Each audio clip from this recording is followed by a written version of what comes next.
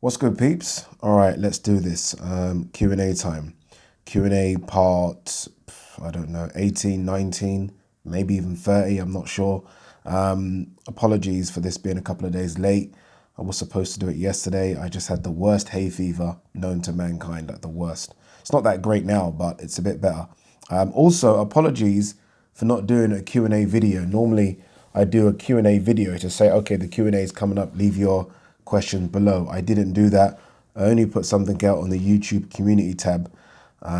So you're probably watching this video thinking, I didn't know there was a Q&A.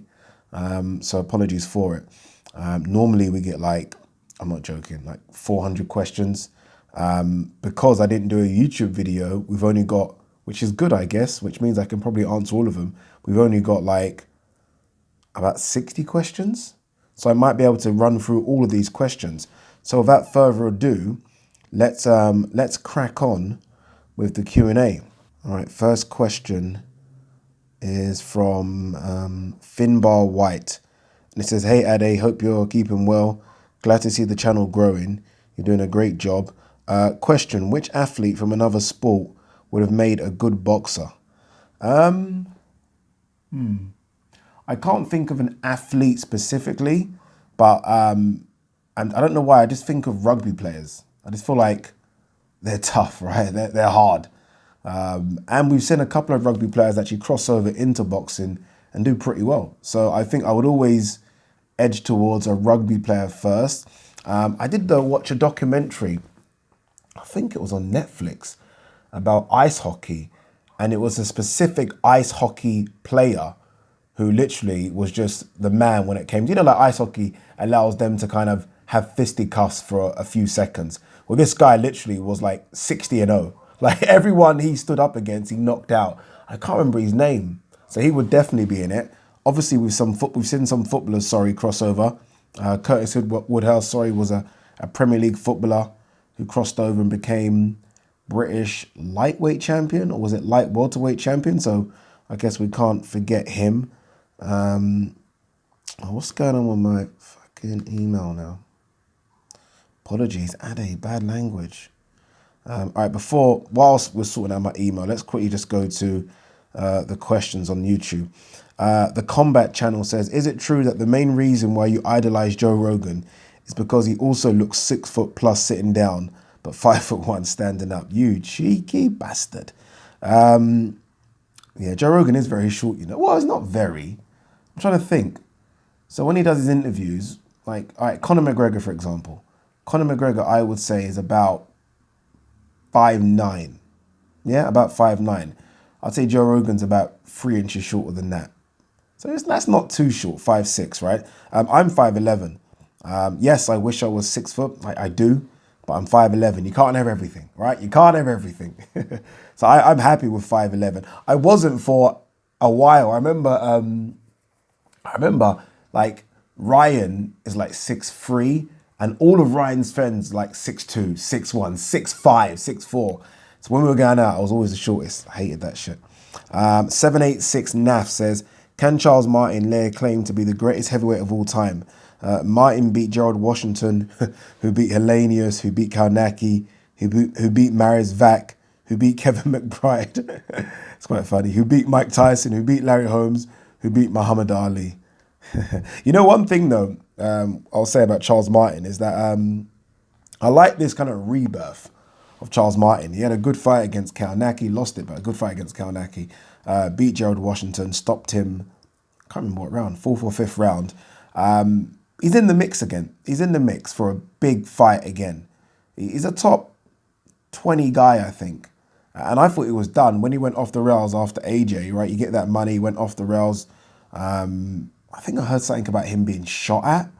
I don't know, something like that. I could be wrong, but I thought I heard that. So I'm happy that he's back in the boxing ring. And he's a decent fighter. Look, he's never going to be what he thought he was, right? Remember that famous speech about, I'll walk over you like a god? He's never going to be that, right? Probably one of the worst heavyweight champions in the last sort of 30, 40 years. He's up there for me with Bermain Stavern, but I'm happy he's back. Tom Mangan says, does AJ need a new trainer? In my opinion, he needs to switch it up to beat Fury, and the Kraken will be busy with Team GB in the next year or so. I think McCracken's always going to be busy with Team GB. Remember, it's not just the Olympics, which are now next year. You've got the Euros, you've got the World Champs, you've got other little tournaments as well. But AJ is AJ and Team GB is here. In terms of priorities, his main priority is AJ.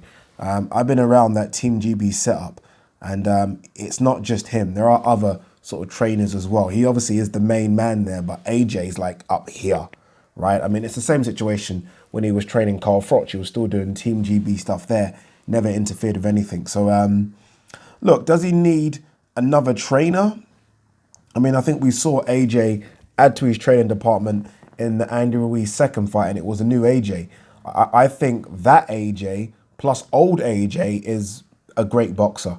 I really do. And people might think great's a bit much, but I think we saw AJ. Everyone's always accused AJ of being very robotic and muscular and maybe lacking mobility. I think he showed in the Ruiz fight he can stick to a game plan. He was a bit more mobile, lost a lot of weight. Remember, came in very, very light. I think 16 stone 10, which is sort of a career lightest. Is that enough to beat Fury? Probably not, right? Fury is a very, very good heavyweight. But, and I've said this, and I've always said that I think Fury beats AJ. Oh, I'm not going to change my mind. But it's a tough fight, you know. I think people just think that Fury somehow walks over AJ. What? That's, I'm telling you now, that ain't happening. That ain't happening, people. AJ will cause him problems. AJ's a better boxer than Deontay Wilder and he doesn't have the punch power that Wilder has, but he has punch power, right? So it's going to be a problem, but I still expect Fury to beat AJ unless something drastic happens, but who knows? We'll see. Wazza A says, hi, mate. Congrats on all your achievements, such as featuring on ESPN Africa, Sky Sports News, and Talk Sport from an old Box Talk fan. Nice to have you, my friend. It's evident you work tremendously hard and are talented at your craft. I like this. I like this one. However, can you speak a little bit about your setbacks, failings before these big gigs? What made you not give up? Hopefully this can inspire someone to not give up on their goals. Peace. Oh, man. Fucking hell. Where do we begin? I've had numerous setbacks, like hundreds, right? For every job I've got, I've probably had 10 setbacks. I don't know. Maybe because this is all I want to do. Like as a kid, all I wanted to do was play sports. I played every sport possible, right? I played cricket, I played badminton, basketball, football, athletics, played them all. And this is, for me, is the next best thing. If you can't play them, can you sit down and talk about them and maybe get paid for them? This is the next best thing for me. And this is all I wanted to do, right? All I wanted to do. I had years of working in offices, suited and booted, doing jobs I didn't want to do. And I decided I finally want to do what I want to do. I mean, it's easy for me, though. And I say that in the sense that I don't have any kids or a nagging wife, right? I don't have to put food on the table for anyone but myself. I can eat noodles and mackerel for fucking a month. I can do that. Do you know what I mean? That's just how I'm built. So it is easier for me. But yeah, I've had tons of setbacks. I think it's almost, I've been lucky in the sense that every time I think, okay, this isn't going to work out, we need to get a job, something happens. Like most recently, I went to Cuba. I needed a timeout. Honestly, my head was all over the place. And I remember telling my friend in Cuba, like, dude, I'm going to have to, it got drastic to the point where I was thinking, I'm going to have to convert my front room to a room and maybe rent it out. I'm going to have to get a job definitely when I get back. That was not even a question. And then whilst in Cuba, I got an email from Sky inviting me for an interview. So every time I've been close to giving up, something's just happened, right? And yeah, it's crazy. I mean, on my Patreon, and I'm not pushing anyone to the Patreon, I'm not doing that at all. But on my Patreon, it's all about these things. On the Patreon, I've got 15 or 16 podcasts, which are about me. And it talks about that. It talks about going to Africa. It talks about all little bits that just make up me. But yeah, I mean, again, I do feel like I'm lucky that I don't have a kid. And that's weird because I do want a kid. But you know what I mean? If I had a kid, I wouldn't be able to roll the dice as many times as I've rolled the dice, you know? I mean, I've been able to have no money in my bank account and still have this dream of working, covering sports. I don't think I would do that. If I had a kid, I wouldn't do that. It would be selfish. So there is a bit of luck there. But yeah, go and look at the Patreon. All right. S. Turnbull says, is Guillermo Regondo still a possible all-time great? And could he beat most of the super bantamweights and possibly become undisputed? Will there be a 2020 versus 1990 vid coming out? All right, you that keep sending me messages. There will be a 2020. You know what I'm going to do? A 2020 versus 1990s. Because the actual year 1990, I had a look at it, and it isn't a great year. But like 1993 is very good. 94 is very good, so I might do that. As for Regondo, his time has passed. His time passed. Age waits for no one. And it's not just age, it's a hell of a long career. Regondo, I'm going to get this wrong now, but I'm sure he has something like 450 amateur fights. He's now 39 years old, going to be 40, trying to make weight at that age. It's done. It's done. And it's a shame it is done because he was ducked by a lot of fighters. A lot of fighters should look at themselves in the mirror. They probably won't, right? But they should, because he could and should have been going down as a great of this era, and it just hasn't happened. That's down to him. That's down to TV networks, and that's down to fighters not wanting to fight him. It happens. H. Winkenden says, if McGregor was to ever win the title at 170 pounds, where would he rank in GOAT conversations, and where does he rank now? If he were to win, so basically you're saying if he were to beat Kamaru Usman, who is massive. Kamaru Usman comfortably walks around at 200 pounds. Comfortably. He's a huge man. Huge man. If McGregor was to beat that guy, then McGregor's right up there. Right up there. I mean, you can't... Free weight world champion. You know what it is? I think McGregor's antics take away from how good he is. I think people forget that because of all the loud trash talk. I think people forget that this guy knocked out Jose Aldo, who hadn't been beaten in something like 9 years, in 12 seconds. People forget that. People forget that this guy went up in weight, challenged Alvarez, and became champ. I think we sleep on how good McGregor is. I really do. McGregor's a great fighter. The Nate Diaz one, got beat by Nate Diaz, choked out. You know what he said? Let's do it again.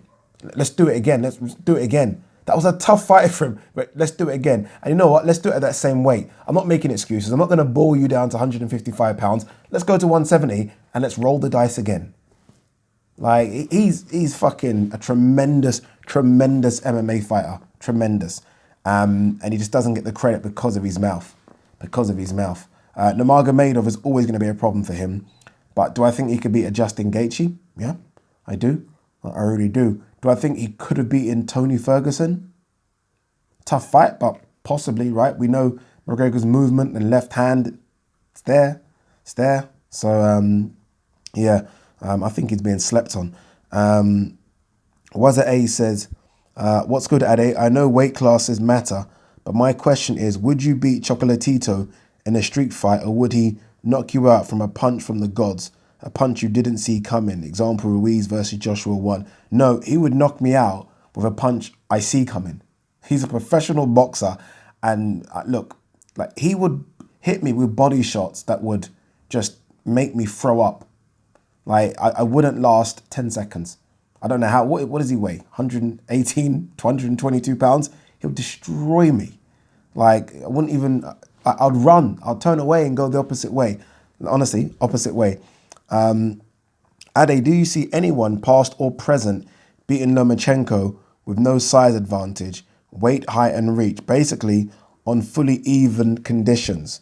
Oh yeah, certainly. I mean, I love Lomachenko. I think he's a fantastic boxer, but you have to look to the past. Would Floyd at 130 beat Lomachenko at 130? I would hedge to Floyd. Would Floyd at 135 beat Lomachenko at 135? I'd head to Floyd. And this is just recent ones. Then, you're looking at the other guys in lower weight classes.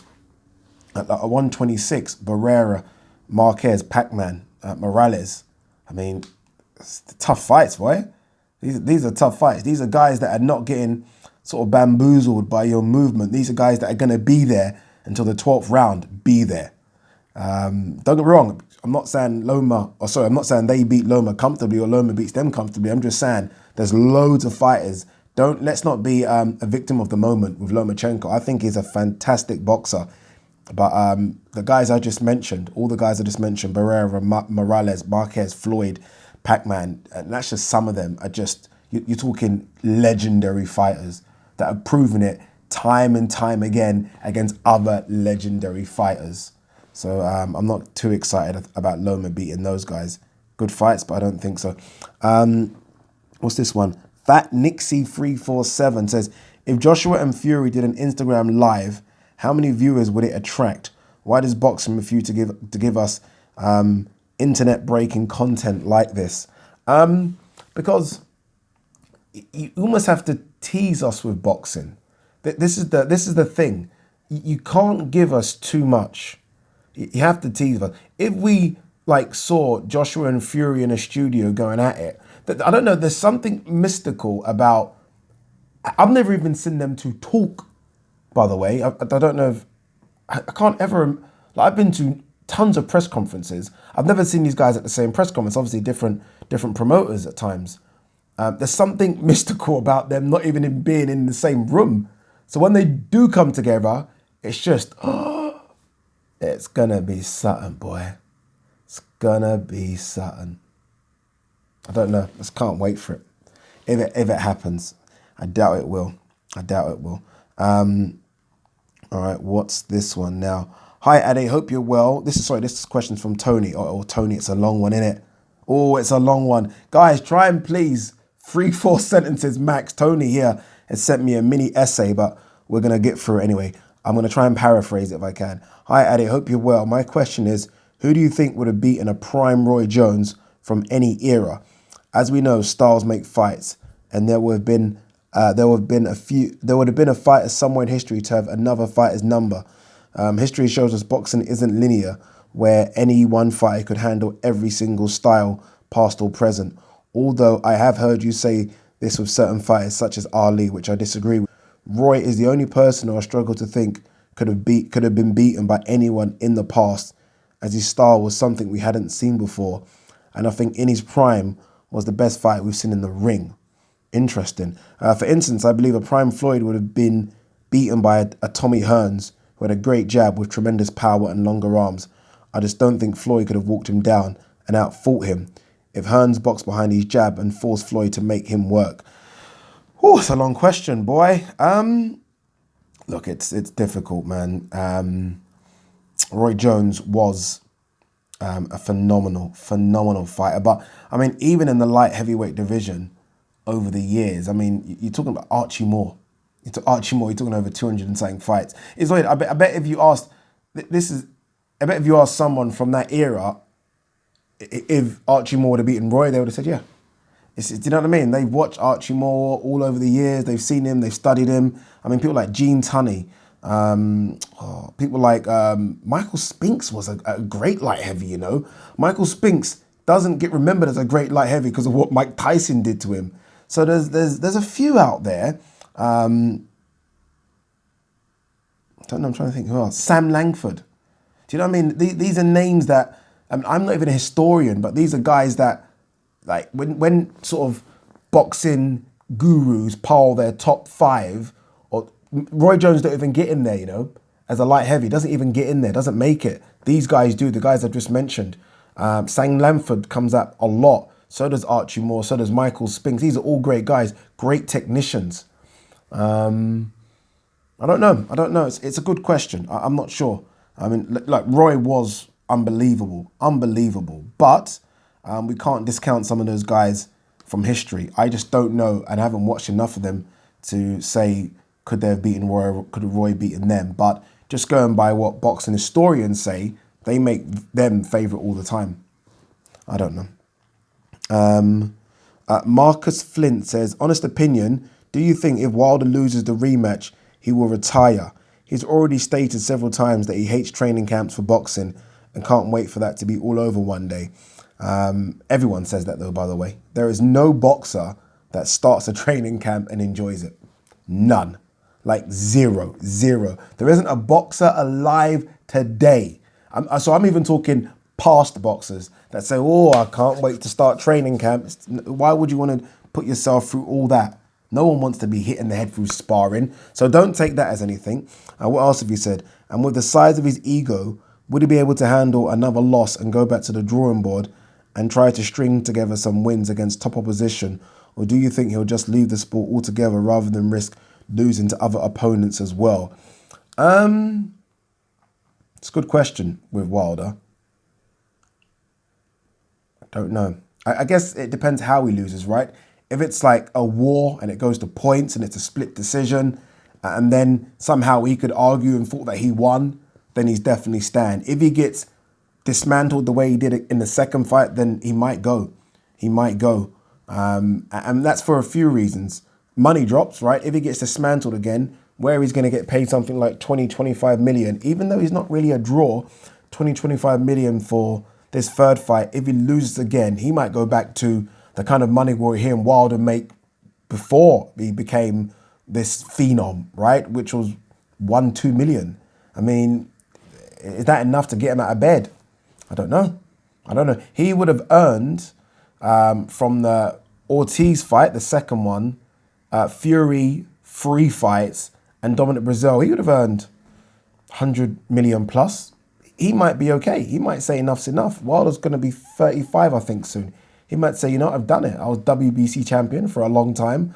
I've earned 100 plus million. You guys know the phrase, get in, get rich, get out, right? He's had a couple of injuries now as well. So he might call it a day, but it all depends on how he loses. And it's still a big if, by the way. It's not guaranteed.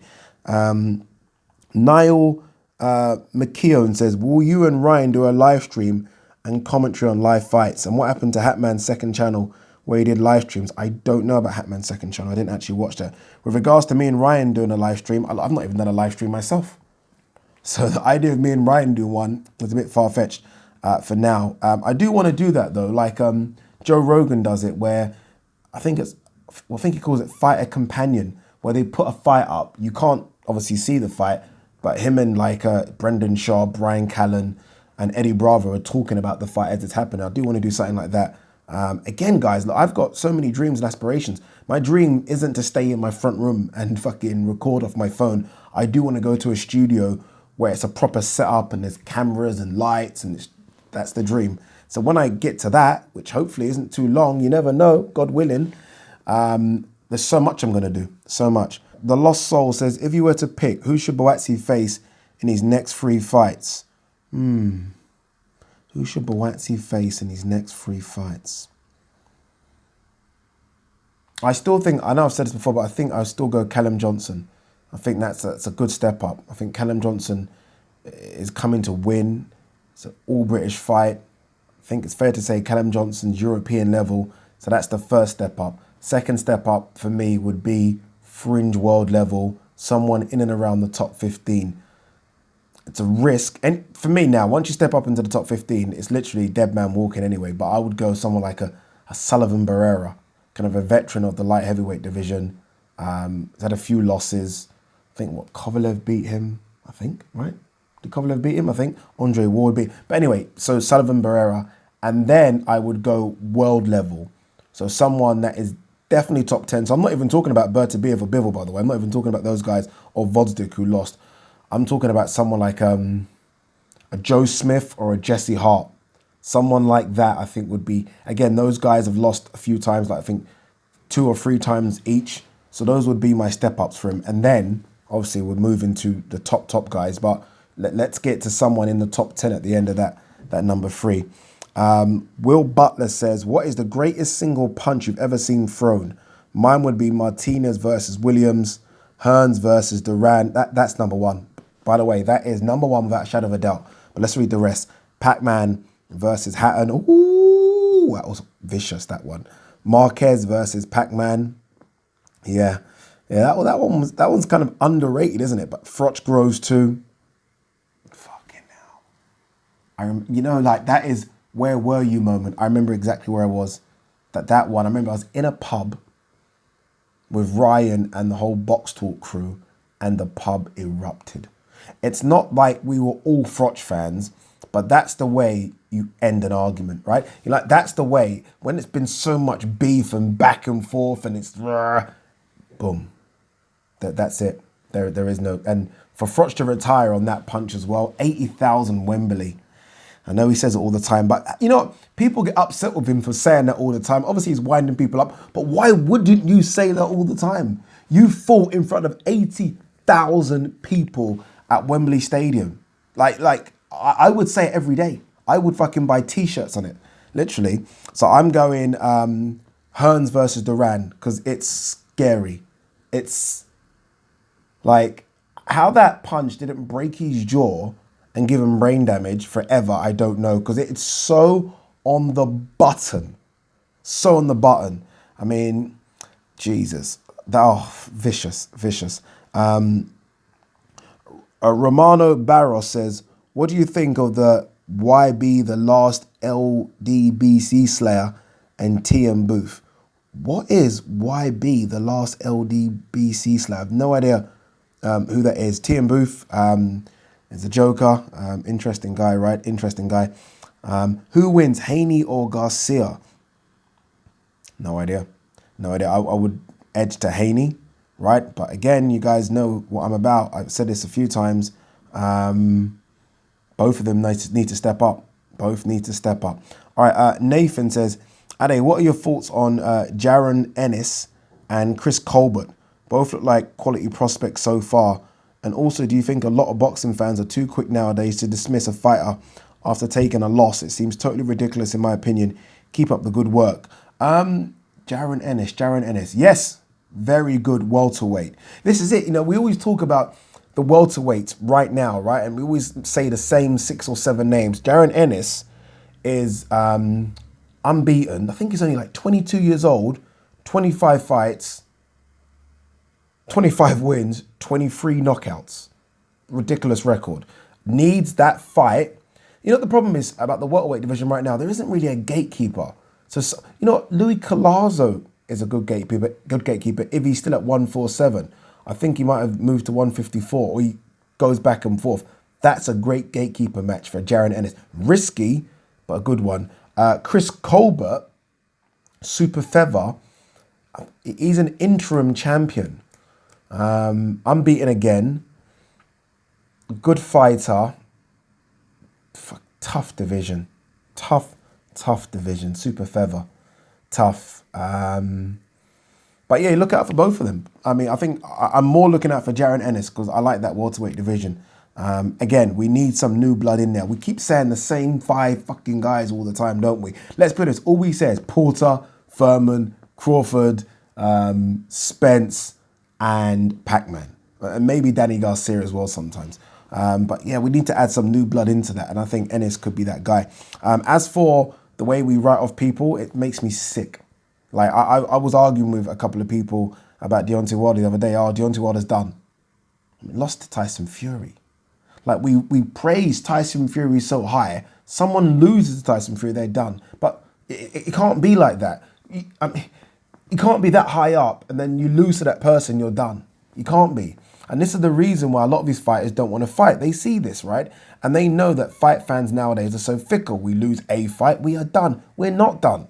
We're not done. The biggest name in the sport today, you think of the 2 biggest names in the sport today. The 2 biggest, and I'm talking from a commercial standpoint. Who are the 2 biggest? Canelo, lost the fight, right? Lost. AJ, lost the fight. Doesn't mean anything. You can come back. You can come back and you can keep on coming back and keep on coming back. You can. If you're in those fights with those people, it's not a problem. It really isn't. Boxing fans need to get that in their head.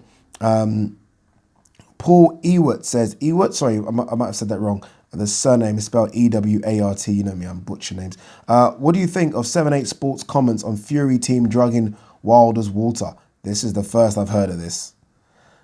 Guys, I really don't get involved in this kind of stuff. I think when I first started this channel, about, 1.5 years, 2 years ago, I used to make videos and things like this. I don't do it anymore. I really don't do it. I feel like I'm trying to up my journalism skills and just don't talk about BS like that. I really don't. Like, how many excuses have we heard about Wilder losing now? Okay, now it's drug he's water. I thought before it was Tyson Fury taking drugs. Now it's a case of no, it wasn't that. It was Tyson Fury drugged his water. Then it was all Glovegate. And then it was all the helmet or the out of whatever. In Charles says thoughts on Joe Rogan and the deal with Spotify. I think it's incredible. I think it's incredible. And it's even more incredible as the days go on. I think the Financial Times were reporting that the deal was worth $100 million. We're hearing that it could be double that. Double that. Yeah, I think it's just incredible. We started the podcast 8-9 years ago. It's incredible, people. Like, it's just, I actually find it, yeah, that's the word, right? Incredible. Nothing more I can say on it. Just incredible and very inspiring. Like, very inspiring. Not for, I mean, look, it's inspiring for me even at this very minute level. But even if you're guys in and around Joe Rogan's kind of level, so you have millions and millions of subscribers, that you must be thinking of that and thinking, oh my God, you're not too far away. Especially if your content is good content, right? Not just content like fucking Logan Paul. I mean, that's not going to get a Spotify, well, might do, but not that kind of content, but thought-provoking content, good conversation content. It's phenomenal. All right, Fury fan says, what's your opinion on Nathan Gorman? Do you think he can get somewhere like a world title? Is this April 1st? Is this a joke, Mr. Fury fan? Absolutely not. No chance. I mean, at this stage, even a British title is going to be difficult because there are some young heavyweights coming up. That Wardley guy that's under Dillian White looks pretty decent. It's going to be difficult. Can he come back and mix it with... Look, Dave Allen's a good fight for him. That's a good fight, right? And Dave Allen might look at Nathan Gorman as a good fight. Can that fight happen for a British title? I'm pausing because I'm thinking, who is the British heavyweight champion right now? Didn't Daniel Dubois vacate that belt? I think he vacated. So that could be an option, right? But I don't know. I don't know. I expected better. As much as I thought Daniel Dubois put in a great performance, I expected a lot better from Nathan Gorman. And it just wasn't great, was it? Mart Hibbert says, hey, Ade, great to see another Q&A. The more, the better. My question is the same as I sent on Patreon. Domingo said in an interview that if Nas stayed with the Ingle gym, he would have beaten Barrera. Do you think he's right? And what other boxers would look back and regret leaving the coach who made them? Groves, Hay, Booth, for example. George Groves has no regrets about leaving Adam Booth. Trust me on that one. And to be fair, George Groves went on to do some really good things, right? Became world champion, made millions, ticked a few boxes, had big mega fights as well. As for Naz, as to whether he would have beaten Barrera if he stayed with the Ingle gym, I don't think so. I really don't. And you're not going to get a bigger Prince Nassim Hamed fan than me, but I mean, nah. Barrera's something different. And I want to take my Nassim Hamed hat off here and put on my boxing hat. Marco Antonio Barrera, something different. Like, I think we've seen it now. The history books tell us, right? Go and look at his other fights, Barrera. It wasn't like it was a one-off in beating Prince Nassim Hamed. Barrera's an all-time great. Naz, and that style that he had, it was just like a proper conventional boxer, like proper on your A game would have beaten that. And Barrera's just better. Barrera's just better than Prince Nassim Hamed. Just that simple, I think. I'm going to get stick for that thing. What's this one? Nurna. Is that it? Nurna. It is. I'm not even joking, guys. That's the name here. Okay, Ade, what do you make of the so-called weight bullies and the fact that the weigh-in is now 24 hours before the fight, meaning they can rehydrate and gain literally stones in weight before facing an opponent? When you say the fact the weigh-in is now 24, the weigh-in's been 24 hours before a fight for ages. I don't know. Some people might say weight bullies. Sometimes it goes the other way as well. Like I was speaking to Boxing Science, who are a strength and conditioning sort of team. I was speaking to someone from that team, and you listen to what they say, and it can go both ways. So you can be, if you like, the weight bully who's going to rehydrate to become really big on fight night. But the way in which that guy's depleted his body to make the weight might have a negative effect, even if he does come in heavier, right? He's depleting his body to an extent where he is causing himself damage. And you could be a guy that doesn't deplete too much, so you're still relatively healthy, can have a steak in the morning before the weigh-ins, can have a breakfast. You're not depleting your body. So yes, you might be the lighter guy in the ring. And to the eye, right, to the eye test, you look like you're being overwhelmed by size, but you could be the healthier guy inside. You could be. So I don't know about that. I don't think someone being bigger on the day is everything. I think the weight in which they've lost to try and come down and, in a sense, use your words, be a weight bully, could have a detrimental effect when it comes to fight night. Just my thoughts. I don't know. Rayan Bagani says, what are your thoughts on cricket? And have you ever covered it in any way? Never covered cricket. It's weird because they teach you or they ask you in journalism, if someone says, can you do something, say you can. But I can't lie to you. If someone told me to cover cricket, I would say no because I'll get found out. I do like it when it comes on TV, mainly Test cricket or the Ashes or some 2020 stuff. But I was going to say I'm not a big cricket fan. That's a lie. I am a cricket fan. I would watch it on TV. I don't know why I pointed to my TV there, but I'd watch it on TV. But I couldn't fucking reel off 20, 30 names for you. Just couldn't do it. Couldn't do it. Simone Lanello. I hope I got that right. Who are your top 3 Mexican fighters ever? Woo! Question. That's a question, boy. Julio Cesar Chavez. Got to be Chavez, isn't it? Chavez has got to be. Morales. Marquez. Those would be my 3.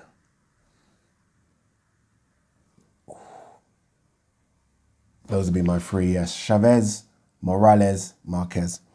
Chad Mullin says, if Manuel Charr is stripped of his WBA regular belt, do you think Dubois and Joyce may fight for it? If not, what fight would you like to see for that belt?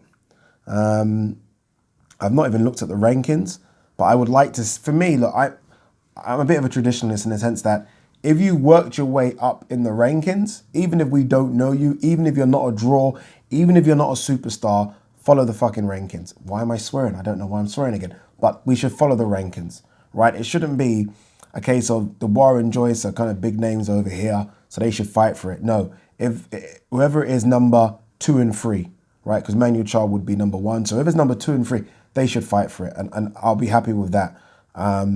If Dubois and Joyce are like, I don't know, 3 and 5, so it's not too unrealistic, then okay, maybe give them a bye. But if they're like number 7 and number 9, then no chance. They shouldn't fight for it. Let's stick to this ranking system, right? It's the only way it's fair. I feel like boxing nowadays is built on your draw and who you are, rather than proper rankings. You beat someone, you climb the rankings, and you eventually get your shot, regardless of if you've got a big fan base or if you're with a top promoter.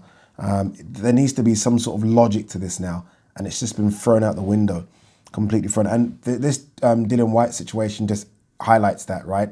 I mean, even if you're not a fan of Dillian Whyte, this is ridiculous now. This guy's been waiting nearly 2 years for a WBC shot. And people might say, oh, but he had his shot when he turned down a fight with Joshua. That's not the WBC belt. We're just talking about the WBC belt. This guy's been waiting 2 years. I mean, Dominic Breazel's had an opportunity in between that 2 year. Ortiz had 2 opportunities, right? Ortiz failed a drug test. People might come back and say about Dillian Whyte's B sample, but hear me out. Ortiz failed a drug test, got reinstated, and then had another shot. Or something like that anyway. I'm ranting a bit now. What's this one? Fat Nixie 347 says, what were your thoughts on Smith versus Canelo? Smith versus, you're doing hypothetical fights. Oh, what are your thoughts then? Okay. What are your thoughts on Smith versus Canelo? Joshua versus Wilder. Now, it was always swinging to Wilder. I think 50-50 on that fight now. 50-50. Wilder's that mystique's gone now, isn't it? He's been beaten. He's been beaten badly. You lose a bit, don't you? When you know you can be beaten, can he make the adjustments that Joshua made? I don't think he can. I don't think he's capable. So I think Joshua could beat him. Brook versus Liam Smith. Unfortunately, Liam Smith. Not because I hate Liam Smith, but because I like Brook. Warrington versus Stevenson. Look, you know what the thing is on that fight? Like, my mind says Stevenson, right? My mind does say Stevenson. But that little fucker Warrington in Leeds, 30,000, the way you wind him up and he just goes, Stevenson wouldn't have seen anything like that.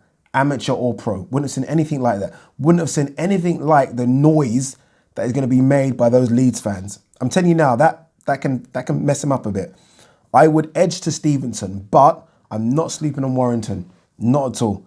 Bivol versus Bertibiev. Andrade versus Golovkin. Golovkin. I still think I'd favour Golovkin. I think Andrade will cause him problems with the movement, but I still think Golovkin's issue right now is guys that can punch and walk straight to him, right? Like Derevchenko did. Yeah, Andrade ain't doing that. Yemi Babatunde says, most underrated British boxer of all time. My opinion is John Conte, former WBC. He is not underrated, dude. John Conte is not underrated. I mean, you know, it depends. I mean, I don't know if you're a hardcore boxing fan or a casual fan or a mix of both, but if you're a hardcore boxing fan and you go on the boxing forums and listen to boxing people talk, people always talk about John Conte. Always, especially the Liverpudlians, right? Always talk about him. He's not underrated. He's a WBC light heavyweight champion. It's in your title. So he's not underrated at all. I think it's a shame that what happened to Michael Watson. If that didn't happen, I think Michael Watson would have gone on to do amazing things. So I don't think we speak of Michael Watson the way we should, even though, I mean, even his career up until that point, it was a solid career. It was a good career up until that point. So that's a shame. Who is underrated? Underrated British boxer.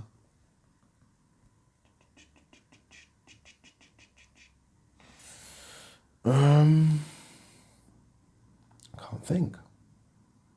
think. I think most of them are overrated, if I'm honest with you, not under.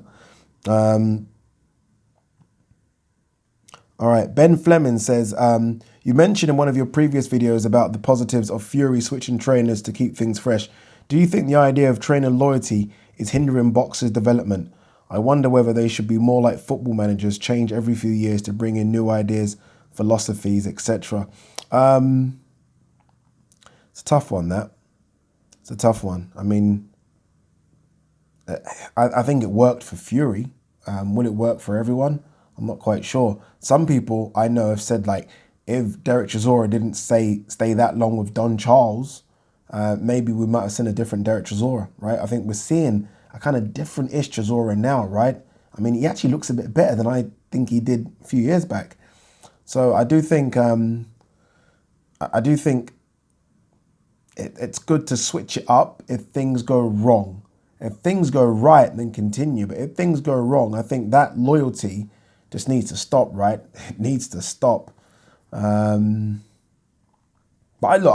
I've always said that I think a new voice is different. Like all fighters, and I've said this earlier in the Q&A, that all fighters hate and talk about fighting camps. They hate fighting camps. They hate it, right? They just want to get to the fight.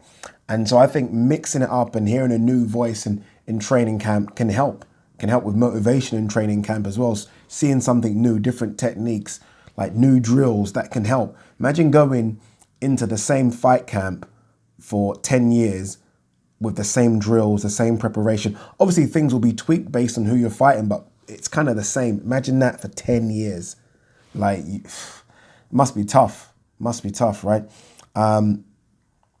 PAFC Analysis says, what's your thoughts on the current financial crisis at DAZN, and how do you think this has happened? Eddie Hearn promised pay-per-view fights every month for $10 a month. Has he delivered? No, he hasn't fully delivered. Also, what are your thoughts on staging fights in Eddie Hearn's garden? Cheers, Eddie. The financial crisis at DAZN, well, look,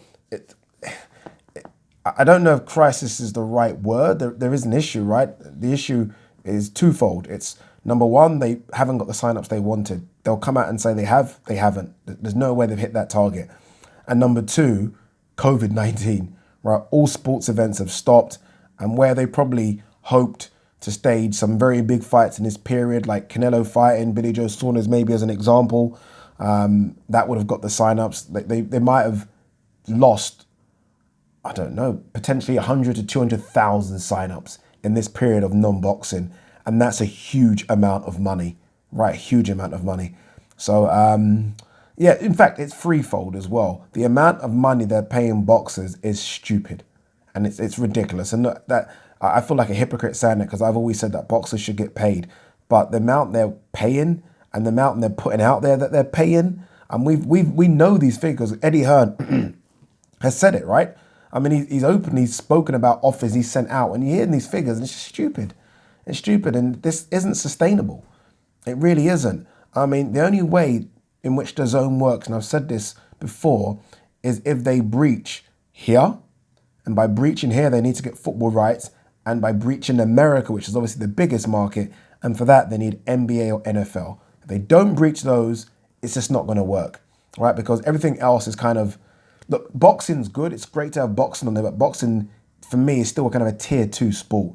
It's not a number 1 sport, isn't it? It's not up there with football. It's not up there with NFL. It's not up there with NBA. Some people might even argue it's not up there with tennis and athletic. It's not up there with all these tier 1 sports. They need to breach and get tier 1 sports, and they haven't done it yet in the 2 biggest markets. We'll see. As for Eddie Hearn staging fights in his garden, bring it on. Bring it on. I've been to the Matchroom headquarters. It's a lovely place. It's a massive back garden, right? Massive. So look, if we can have fights there, why not? And I said this is going to happen. I really did. I said this is going to happen. I said Eddie Hearn isn't going to, why spend money renting a venue when you're not going to get anyone in that venue? You might as well just do it in your garden. And he's obviously watching these videos because he's doing it in his garden, people. All right, next question. Stephen Ford says, half current question. Lomachenko versus Mayweather at lightweight or thereabouts. How would have that went down at the time? Second part to question. This is the funny part. Lomachenko versus Mayweather fight now, 145 pounds. How does that go down? Lomachenko would beat Mayweather now at 145, no doubt. I'm guessing 145 isn't too far away from what Lomachenko walks around at. So he would just literally not cut weight and he'd beat Mayweather comfortably. And that some people might, comfortably. Mayweather's not had a fight for 5 years or thereabouts. He'd get, Lomachenko would be far too sharp for Mayweather. At lightweight or thereabouts, back in the day, what a fight that is. That is Mayweather at his sharpest. Mayweather's small, you know. Like when you watch him in this little sparring clips he's doing or little pad work with Devin Haney, you see how small he is. Especially when you think Devin Haney is a lightweight fighter. And Mayweather literally probably walks around himself at like 150, 155. Doesn't look big at all, does he? Lightweight would have been such a good fight. I think I would edge to Mayweather because I think that's Mayweather's best weight. And that's when he was fast, right? But what Loma does, it's special sometimes. Bit special. That punch accuracy, those angles, those feints, the way he mixes it up, that engine. Still got Mayweather though. All right, next question. Yo, hashtag banter swag says, Lomachenko for me looks like the most flashiest boxer. I don't think he is flash. I think we're missing it. I think a few people have said this. Lomachenko isn't a flashy boxer. When you think of a flashy boxer, you think of someone like a Prince Hassim Hamed. He was very flashy. Even to an extent, Paulie, very flashy. He used to do things that you're not supposed to, like fight square on and joke about. Loma's not that. He really isn't. He's not flashy. He shows his skills against pound for pound elite fighters. Would at the same weight class Loma beat Mayweather and Pacquiao? I mean, who knows, right? It's such a tough question to ask. Who knows? Who do I think he would have had a better chance against? Boy, I don't know. And this is such a, you know what it is? it's such a tough question because Mayweather and Pacquiao are going to go down as all-time greats. All-time greats. All-time greats. Both of them, for me, top 15 of all time. Of all time in the history of the sport. So you're asking me, could Loma have beaten that? It's not an easy answer. It really isn't. All I know is it's great fights, but I have no idea. No idea whatsoever. The long line says, with Dillian White's background in kickboxing, do you think he would be the best bet for a high-level boxer transitioning into MMA?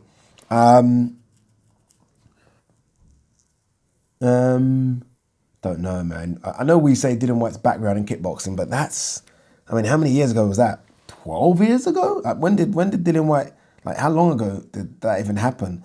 I mean, like, there's no ground. I feel like you need a bit of a ground game. Not a huge amount at the heavyweight class, but you need a bit. And he probably would be the best in terms of transitioning, you're right. But I wouldn't have hope for his chances because someone would just take him to the floor and submit him in a few seconds. And that's it, right? I mean, that's it. That's it. You know, for someone that has a kickboxing background, I do expect Dillian White's movement to be a bit better.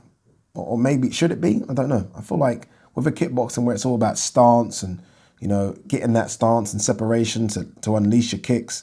But I don't know. I don't know. I do think, though, a fight with him and Ngannou would be good because Ngannou doesn't exactly take you to the ground either. So it will be a stand-up fight and that'd be a good fight. Chad Mullin says, should McGregor versus Masvidal be the first fight for the 165-pound division? It makes sense. I'm not convinced about this division, if I'm honest with you. I mean, it's too close to 170. I mean, 5 pounds. I'm not sure.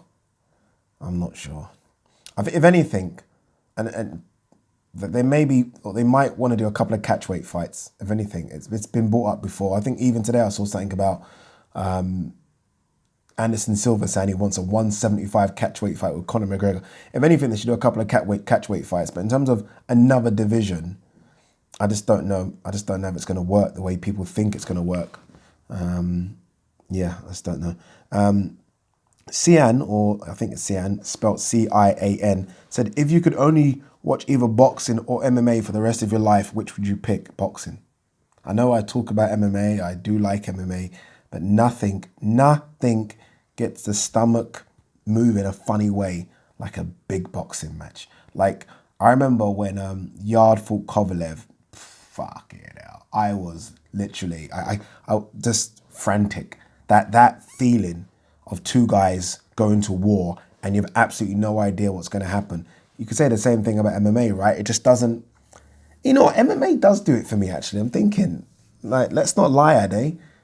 Big MMA fight does it. Like when Conor was going to fight Khabib, fucking hell. Or can you imagine John Jones standing opposite Ngannou, getting ready to go? But I still would pick boxing. Damian Brooks says, thanks, Ade, for your efforts.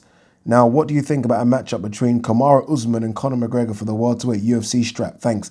I think Kamaru Usman, and I'm not just saying this because of my Nigerian allegiance, but I think Kamaru Usman would ragdoll him. Too big, too strong. Ragdoll. Conor is too small.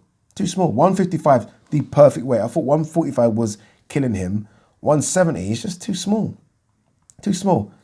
I've said this earlier, but I think Kamaru Usman walks around at about 200 to 210 pounds. That's how big he is. He's that big. He's too big. I mean, you know what it is? You know how big he is? Tyron Woodley is big. Kamaru made Tyron Woodley look small. Go and check the weigh-in for Woodley versus Usman. Go and check Fight Night. Kamaru actually made him look small, and Tyron Woodley is considered too muscular, too big. So no, it would ragdoll him. Ragdoll. What's this one? 786 Naf says, what do you think the results would be if Conor McGregor was to take potential fights against Masvidal? Such a great fight, that one. I don't know. Gaethje, I think Conor could beat Gaethje. I really do. I think Conor's accuracy. If Gaethje can take that left hand, then Conor's in trouble, right? But Conor needs to work on his cardio as well. When it goes past 2 rounds, you just know Conor's just not the same Conor. whereas Gaethje will just keep on going for 5 rounds. Ferguson, now after that beatdown, I expect Conor to beat him. Trilogy against Diaz can go either way all the time. Diaz is a nightmare. He's a nightmare. He's a fucking zombie. Just keeps on coming forward. Rematch with Khabib. Khabib will take him down and maul him again. Who do you think would win? Ngannou versus Jones? I would actually favour Ngannou now. I think Jones is coming to the end. I think all those years of partying and doing cocaine and not training and drinking, it's caught up. I think we've seen it now in his last 3 fights. It's starting to catch up with him. You could say he actually lost his last fight against Dominic Reyes. You could argue that. And Thiago Santos literally wasn't that a split decision, or I think 1 round to Jones. So yeah, I think Ngannou was just too big, too strong. All right, question from Tony here. Newcastle takeover thoughts. I can't say I'm not jealous, but I do have a soft spot for Newcastle. I do. I've always loved some of the players they've produced over the years. I say produced, some of the players that have played from them. Ginola, Asprilla, Les Ferdinand, Shearer. I love them. To be fair, one of my good friends, Lamano Loa, played for them as well. So good luck to them, right? I mean, a lot of these teams right now have had money invested in them. They've had so many issues over the years with Mike Ashley. Good luck to them. Let's see what happens. What's this? Lampoost Jackson. Ade, can anyone do boxing? If these whack job YouTubers can get people thinking they're good, then can't anyone, or am I wrong? No, anyone can't do boxing. I mean, look, anyone can do boxing, but I guess, can anyone do it to a certain level? Is it that easy to do to a certain level? No. Those YouTubers you're referring to were crap, right? They were, let's be honest, they were crap. But credit to both of them. They clearly trained, but boxing ain't no joke. Boxing is extremely difficult to pick up. But no, anyone can't do boxing. David Soul says prime Muhammad Ali versus prime Tyson Fury. What? No, I'm not even answering it. Okay, now let's answer it because you put it up there. Come on, dude.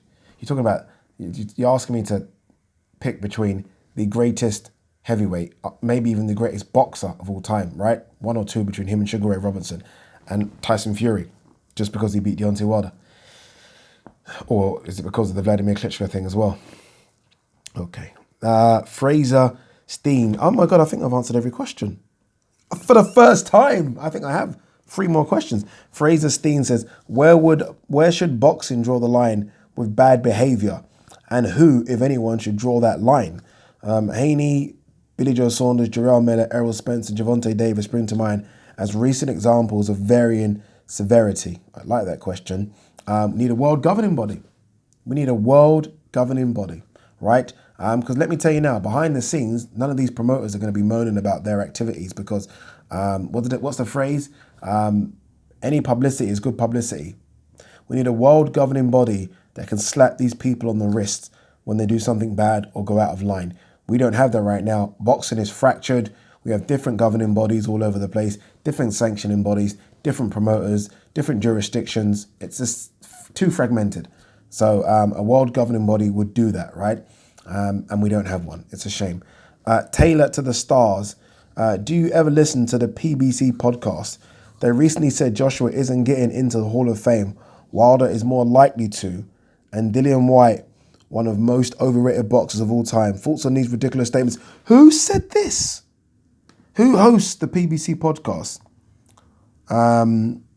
Look, is AJ getting in it now? Is that what they said? Then possibly not.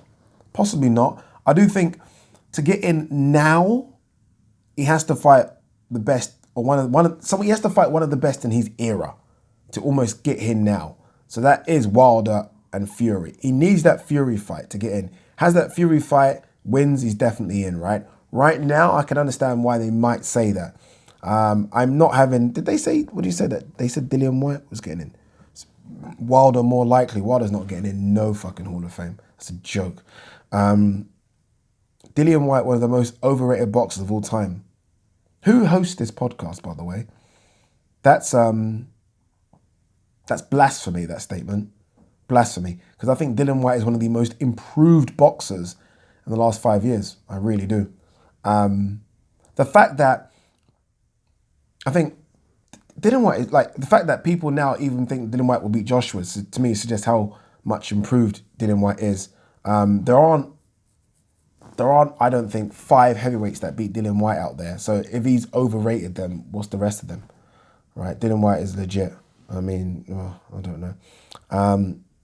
Eddie Eagle says, what is the worst robbery you've ever seen in boxing? There's been so many, but one for some reason that always springs to mind, and it wasn't even that bad, but it just springs to mind all the time, is Oscar De La Hoya versus Felix Sturm. That one springs to mind. It was a middleweight fight. Oscar lost it. It was so obviously lost. Like, it was the most obvious loss ever. And they gave it to Oscar because I think Oscar was then going to fight Bernard Hopkins, so that deal has already been made. He lost that fight. Guys, I think I've answered most questions. I think I might have had a couple more in the email, so I'm going to quickly just jump on the email. Now that I've answered most, I feel bad that I don't just answer the last couple of ones on the email. First time. I might have to do this YouTube community tab more because obviously it means I can get through all of them. There was a question, I know there was. Saw it. And I don't like not answering. Oh, where are you? I don't think I can see it. I feel bad. Wait. Oh no, there it is. It's from Tamid Udin, who says, apologies here, laptop is a bit slow. Come on, guys, just wait for Tamid Udin's question, please, everyone. Don't go. It says, hi, Ade. I've been watching you since the Box Talk days. And remember, I used to tweet you guys about Calm Brook, amongst other things. Incredible to see where you've got to. Happy for you and supporting you from afar.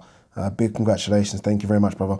Question, do you think it would be good for Matchroom to have a press day with all their fighters? Great question. In certain weights or all weights? A bit like the UFC did when McGregor started trash talking Aldo. The UFC do it a lot. Yeah, imagine a press conference with all their heavyweights, then one with their middleweights, etc. It would be great. Not just that, I'd like a press conference with all of them, like a big one, like what you said the UFC do. Whether it's the matchups or not, just a press conference. Let's get things happening. I think it'll be very, very good. The UFC always do it, and they have these massive. Let's say I think the UFC do it on like their Super Bowl weekend. So they do it on a major card where the eyes are on that card anyway, and then they bring out what they plan to do for the next 6 or 7 months, the matchups, and it's fantastic. I mean, boxing can learn so much from the way in which the UFC promote. Like, the UFC in terms of promotion is light years above boxing, and it shouldn't be. But I think they look at boxing, they see the mistakes. Even when they promote a fight, it's so much better. Like their fight promos. Boxing, it's just the same old crap. UFC, go and check Ronda Rousey versus Holly Holm fight promotion. Fantastic. The way they build that up, it's fantastic. Another one which was very good was Max Holloway versus Ortega and Stipe Miocic versus DC. Again, the fight promo video. It's fantastic. Anyway, guys, we're done. Peace.